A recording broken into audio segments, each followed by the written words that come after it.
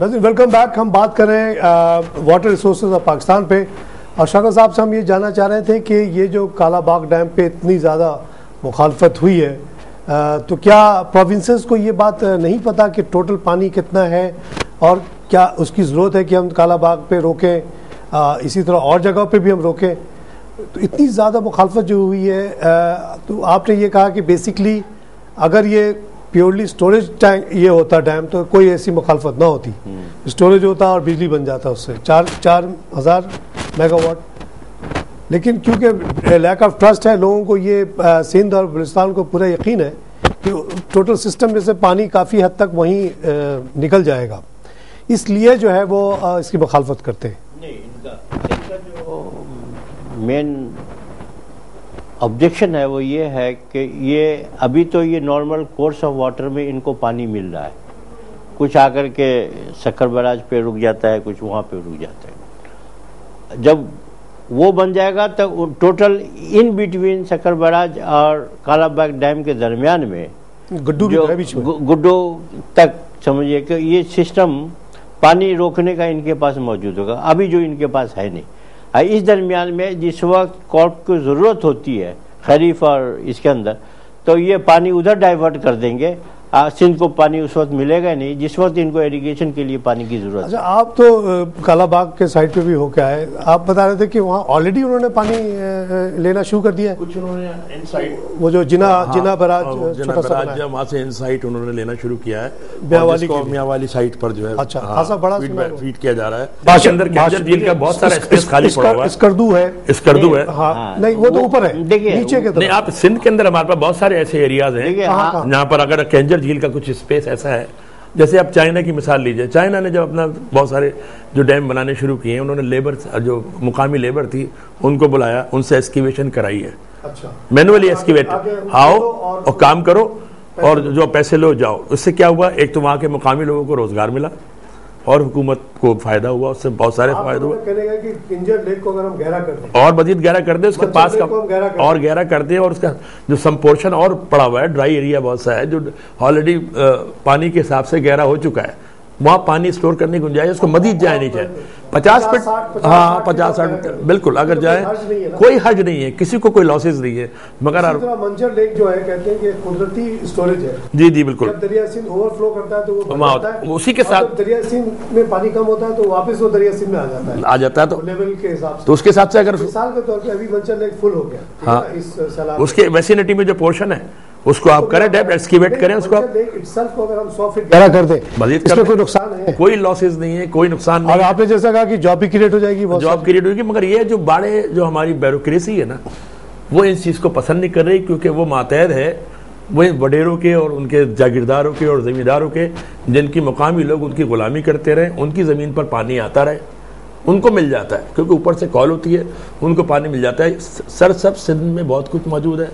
आप ये देखिए तारिक साहब, आज भी फौज के पास जितनी ज़मीनें सिंध में है शायद किसी जगह पर भी नहीं है। पंजाब में भी बहुत है, यहाँ जो मिली वगैरह के इलाके में, वो तो है, पूरा इलाका उन्होंने वो तो हरियाली पोर्शन है ही।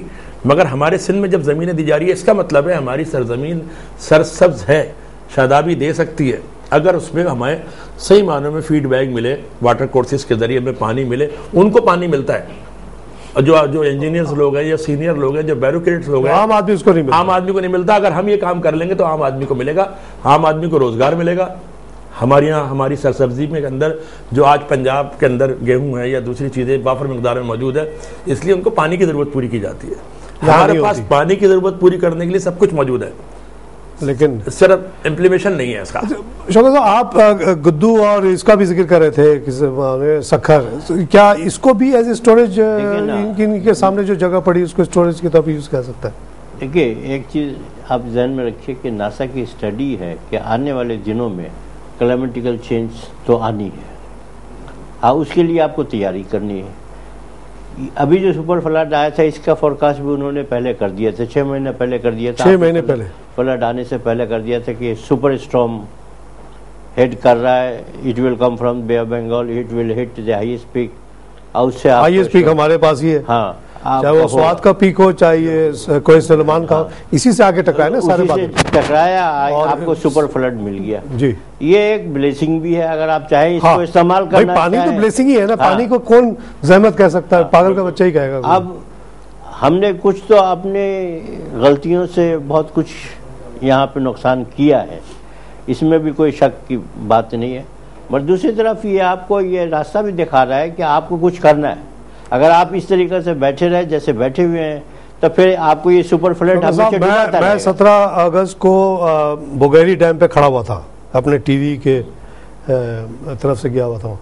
वहाँ जो मैंने सिचुएशन देखी बख्शी साहब कि 2 फीट पानी रह गया था, लोग दिन रात खड़े होकर पानी को ऐसे देख रहे थे कि अगर मजीद किसी वजह से भी और 2 फुट पानी बढ़ता तो सक्कर बह जाता, और हो सकता था कि आपका सक्कर बैराज भी साथ साथ बह जाता। बहुत खतरनाक सिचुएशन थी। बात ये हुई कि मिसाल के तौर पे अगर आप बोगारी डैम के जहाँ से मैं मिसाल को सक्खर से ऊपर की तरफ देख रहा था, अगर लेफ्ट साइड पे अगर आप बंद तोड़ देते तो वो पानी उस तरफ डिस्चार्ज हो जाता और ये प्रेशर कम हो सकता था।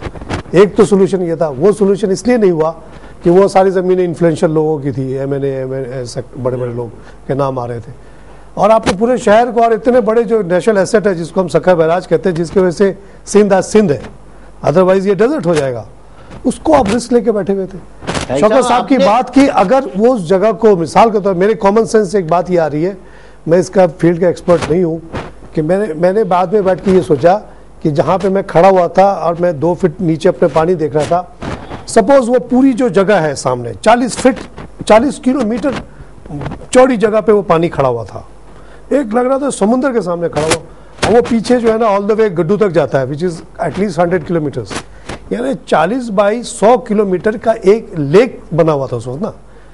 वो लेक मिसाल के तौर पे अगर उसकी गहराई बंद से लेके नीचे तक 20 फीट थी और वो भर गई, सपोज वो 100 फीट गहरी होती तो मैं बोगारी डैम पे बड़े आराम से खड़े होकर नीचे देख रहा होता 80 फीट नीचे। सही बात है, बिल्कुल सही है। और ये 50 के बजाय 100 मेगा ये MFA भी आ जाता, वो भी उसमें ठहरा हो जाता। आपके लिए जो बड़ा बहुत अच्छा वायबल फिजिबल जिसको बोलते हैं इकोनॉमिकली फिजिबल, वो है मिठन कोट के बाद का जो एरिया है। अच्छा, वहां से वो तो बहुत बड़ा एरिया है। हाँ, वो कोई 350 किलोमीटर 200 बाई 50 किलोमीटर का एरिया है। 200 अच्छा चौड़ाई है उसकी। ये अभी जो आया था उसकी स्पैन आई थी कि वो 200 किलोमीटर। ये तो दुनिया का सबसे बड़ा लेक हो जाएगा अगर इसको आप गहरा कर दें उसको। आपके पास 50 गिरता है। बता दूं कि देखिए अभी जो पोजीशन ये है, अंग्रेजों ने जब ये सारी चीजें की थी उस वक्त से अभी बड़ा फर्क आ गया है। इरिगेशन वालों को हमेशा सफाई के लिए पैसे मिलते हैं। अच्छा, बजट हमेशा एलोकेट होता है, हमेशा खाल की सफाई के लिए मिलता है, इसके लिए मिलता है, उसके लिए मिलता है, वही मेरा मकसद है, सब मिलता है, मगर वो नजर हो जाता है किसी और जगह से। इसकी वजह से स्टोरेज कैपेसिटी भी कम होती चली जा रही है। जो मैंने आपको बताया कि मैं अगर जाहिर पीर से लेके मिठन कोट 35 किलोमीटर का वो स्पैन था, मैंने कहा कि लोग इतनी तकलीफ उठा उठा के इस पे क्यों जा रहे हैं। उन्होंने कहा अगर आप गड्डू बराज से होकर आएंगे तो इट इज़ 350 किलोमीटर, एक तरफ 350 किलोमीटर, एक तरफ 35 किलोमीटर। ये इतना बड़ा स्पेस और मट्टी भर भर के जाहिर है जब आप मट्टी को क्लियर नहीं करेंगे, जो भी बजट होगा वो आप पेपर पे रख के खा जाएंगे। अच्छा, जो भी सुपरविजन वाली अथॉरिटीज़ हैं, क्या उनको सामने मट्टी नज़र नहीं आ रही? अगर हर साल उसकी सफाई हो रही थी तो इतनी मिट्टी आई कहाँ से भाई, जमा कैसे हो रही है? तो ये अगर सिर्फ मैं समझता हूँ कि आपने जो बात कही कि ये खाली गुड्डू बराज के सामने का जो इलाका है, इतना बड़ा इलाका 350 kilometre, it can become one of the largest lakes. कभी भी जितना भी पानी आ जाए वहाँ जमा हो जाए, उसके बाद चारों सूबे को इत्तेफाक से वो मिलता है। वो एक तरफ सिंध से मिल रहा है, एक तरफ बलूचिस्तान से मिल रहा है, एक तरफ पंजाब से मिल रहा है, तीनों सूबे जितना चाहें उसमें से निकाल के ले जाए। आपको क्या मसला है, पंप लगा दे, सारे इलाके को आप सैराब कर सकते हैं। इसी तरह सक्खर के सामने in order to save Sukkur barrage, आप अगर उसको गहरा कर दें तो कभी भी सक्खर बराज उस वनरेबल पोजीशन में नहीं आएगा जो अभी गुजर गया। सिचुएशन ऐसी थी, 16 को बंद टूटने के 60% चांसेस थे, आपको पता है? और वहां पर प्रेस को जाने से मना किया जा रहा 17 को 18 को प्रेस को हमें मना कर दिया था। मैं जो गया हूँ, मैं एज इंडिविजुअल गया हूँ, आर्मी के कंट्रोल में मैं एज इंडिविजुअल गया हूँ, मेरे पास कोई कैमरा कोई क्रू नहीं था, तो मैं जा सका हूँ, अदरवाइज आई वुड नॉट मैं बी 2 दिन अलाउड। तक इंतजार में रहा अपनी टीम के साथ, हमें अंदर नहीं जाने दिया, हमें नहीं, जितने भी हमारे चैनल आपको बैठा दिया कहाँ पे, सक्खर शहर में जो पहाड़ के ऊपर है, और कहा कि यहाँ पे जो लोग आए हुए उनको आप देख लें। असल जो खेल था वो आगे था, जो आपको जाने ही नहीं दिया जहाँ मैं गया हूँ। तो देखिए इतने बड़े अपने नेशनल एसेट के साथ इस तरह से हम खिलवाड़ नहीं कर सकते। अच्छा चलिए वहाँ से आप और नीचे आए, बिटवीन सक्खर एंड हैदराबाद गुड्डू अपना कोटरी बैराज, अगेन आप जिसको हम कच्ची की आबादी कहते हैं, it is again full of what segmentation. अगर वहाँ से भी अगर मट्टी हटा देते तो जो पानी वहाँ से निकलता है यहाँ आराम से आके खड़ा हो जाता कोटरी के सामने। बिल्कुल हाँ। मसला यही है कि we are not very serious about the whole thing. This is a very serious matter, it's a matter of life and we are not serious. आज अगर सक्खर बैराज ना हो, सिंध एकदम खुश्क हो जाएगा, सिविल वॉर शुरू हो जाएगी यहाँ पे। बिल्कुल आपका 50% जो कच्चा एरिया जो है वो सर्टेन पीरियड के लिए पानी आता है, आप इसको डीप कर दें, इसी मिट्टी को ले जा करके ऊपर डाल दें, एक बहुत अच्छा स्ट्रीम बन जाएगा। ग्रेविटी को सिर्फ आपको एक चीज मेंटेन करना है कि जो सिस्टम बना हुआ है वो ग्रेविटी के ऊपर वाटर को फ्लो करता है। तो ये आप बहुत सारे ज़मीन जो कल्टीवेशन के लिए बहुत अच्छा होगा, इसके साइड में आप बेइंतहा फसल काश्त कर सकते हैं, जो कि अभी प्रैक्टिकली मैकेनाइज्ड वे में नहीं हो रहा है। ये मैकेनाइज्ड वे में इसके ऑर्चर्ड लग सकते हैं, बागात लग सकते हैं, सारी चीज़ें हो सकती हैं जो इन्होंने सक्खर बैराज के, अगर ऊपर से आप आ रहे हैं तो लेफ्ट हैंड साइड में किया है। अच्छा, जिसकी वजह से आपका वो बैराज को नहीं तोड़ने दिया गया, वन ऑफ द रीजन। और आज आपकी पूरी दादू आज तक डूबी हुई है, मेरे ख्याल से 2 महीना हो गया। ऊपर से तोड़ी बलूचिस्तान को आपने डुबा दिया बुरी तरीके से, जो दुनिया में पहले कभी नहीं हुआ जो आपने कर दिया। तो ये सब ब्रीच ऑफ ट्रस्ट के वजह से। बस वही। अच्छा, ये बख्शी साहब आपसे एक और बात हो रही थी कि ये जो कालाबाग डैम पे पावर के हवाले से बात होती है कि पावर के लिए जरूरी है ये, पावर उसके लिए आपके पास कोई सोल्यूशन है? सोल्यूशन हमारा सिंध में मौजूद है। क्या है हमारे पास? जो अभी जो हमारा थर वाला जो हमारा मौजूद है, कितना बड़ा जखीरा है कोल का, हम उसका इस्तेमाल करें। हम तो फिर कालाबाग की कोई जरूरत नहीं, पावर जितना पावर आप यहाँ पर प्रोसेस ऑफ केमिकल ऐसी टरबाइन आ गई है वर्ल्ड के अंदर, अब कोयलों को तोड़ने की या खोदने की जरूरत नहीं है।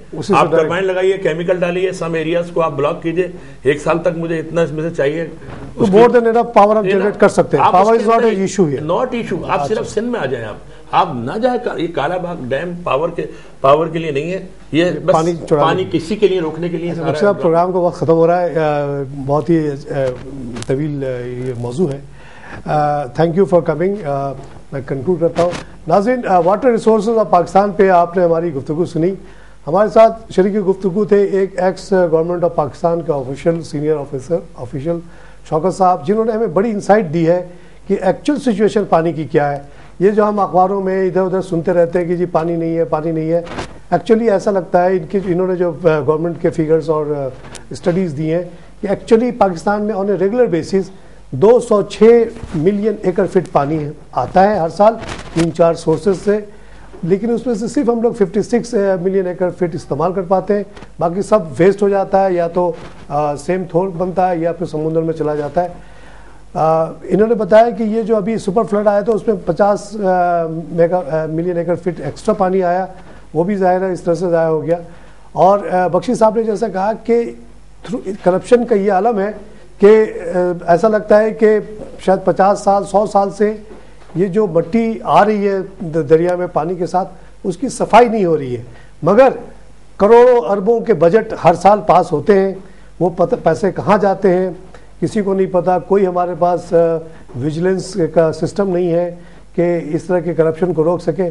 और आज उसके नतीजे में ये हुआ कि जब सुपर फ्लड आया तो हमने देखा कि हमारे तमाम दरिया भरे हुए थे मट्टी से, इसलिए वो उबल के हर तरफ निकले और इतने लोगों को तबाह किया उन्होंने। शौकत साहब ने हमें सोल्यूशन दी है कि कंट्रोवर्शियल कालाबाग डैम के बजाय हम ये करें कि गुड्डू बैराज के सामने जो 350 बाई 200 किलोमीटर की जगह है, इसको हम गहरा कर दें, तो ऐसे ऐसे बड़े बड़े 2-3 सुपर फ्लड्स भी अगर आ जाए तो शायद वहीं पानी रुक जाए और जो कि 3 सूबे आराम से इस्तेमाल कर सकते हैं। वहाँ से जो पानी निकले वो फिर सक्खर बैराज के सामने जो 40 किलोमीटर बाई 100 किलोमीटर की इतनी बड़ी जगह है, वहाँ अगर हम गहराई करते हैं 100 फीट की, वहाँ पानी रुक जाएगा। उससे आगे अगर आए, बख्शी साहब ने तजवीज़ दी कि हम जो ऑलरेडी कुदरती तौर पे मंचर लेक हमें अल्लाह ने बना के दिया हुआ है, उसको 100 फीट गहरा कर दें, बेइंतहा पानी सिंध के लिए जमा हो जाएगा। उससे आगे आए किंजर लेक में आप इसी तरह कर सकते हैं। तो ये स्टोरेज की अल्लाह ने हमें जगह दी हुई, इसको हमें सिर्फ इस्तेमाल करना है।